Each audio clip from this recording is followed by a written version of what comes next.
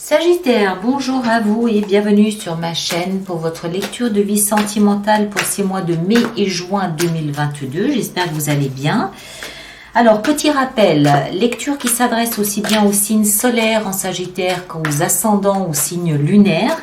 Allez voir vos signes ascendants et lunaires si ce n'est pas Sagittaire, ça vous permettra de compléter la lecture. On va faire cette lecture sous la forme du cœur que vous connaissez. Néanmoins, je rappelle pour ceux qui sont nouveaux sur la chaîne, le côté droit du cœur, c'est pour vous, signe du Sagittaire, et l'autre côté, c'est pour votre partenaire. Si vous n'avez pas de partenaire, il peut très bien s'agir de la personne à laquelle vous pensez, à laquelle vous aspirez. Il peut aussi même s'agir d'un membre de votre famille ou d'un ami avec qui en ce moment les relations peuvent être un peu particulières et vous pouvez à travers cette lecture chercher peut-être une explication à ces relations. Vous vous adaptez bien évidemment en genre parce que moi je vais dire le partenaire, donc vous adaptez, ça va de soi. Et puis à la fin de cette lecture, je vous sortirai un oracle de ce jeu qui s'appelle Union. Et qui, selon l'auteur de ce jeu, il faudra juste tenir compte en fait de la couleur des cartes, du mot-clé et des trois petits mots qui vont avec pour vous inspirer dans la finalité de cette lecture. Il y aura bien évidemment une extension à cette lecture qui se trouve sur mon site internet alice-nicolas.com. Voilà. Alors, on a ici la 7 de bâton, mais je la remets dedans. Je pensais à autre chose, donc du coup, voilà. Alors, on va s'arrêter comme ça. Je vais couper. Donc, Sagittaire, le point de départ de votre relation, c'est la reine d'épée. Waouh!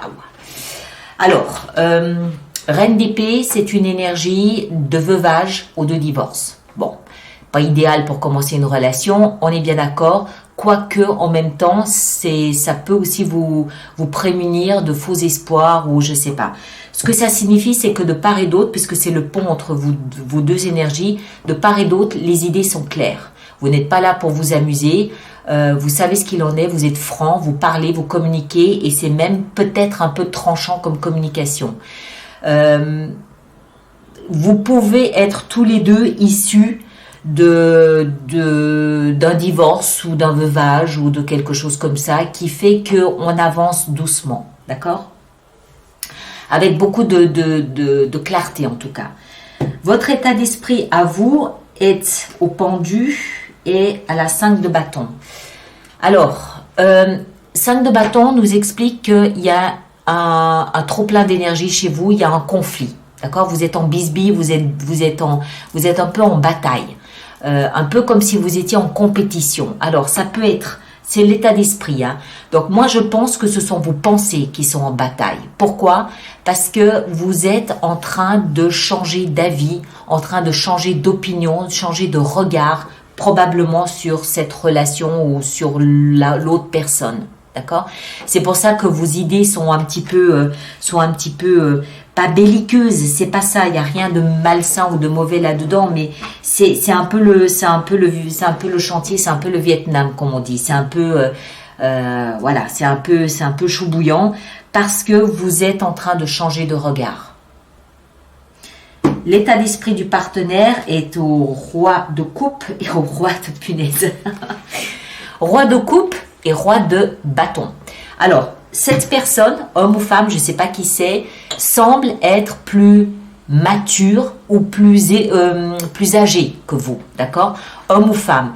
Quoi qu'il en soit, c'est quelqu'un qui a l'air de prendre l'ascendant. C'est quelqu'un, par le biais que ce soit un roi, semble vouloir vous protéger, semble vouloir pas vous diriger, mais vous guider, on va le dire comme ça, ou vous prendre par la main pour vous guider.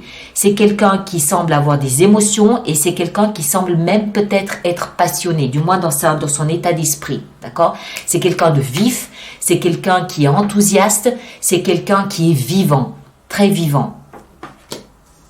On continue. Le passé, de là d'où vous provenez de la 4 de coupe. Vous provenez d'un espace où en fait vous étiez lassé, blasé, frustré, déçu. Vous étiez précédemment, avant d'entrer là-dedans, dans un espace où vous rêviez peut-être à quelque chose de différent, vous essayez de jouer avec la loi de l'attraction, vous étiez un peu blasé par ce que vous aviez, il y avait rien n'était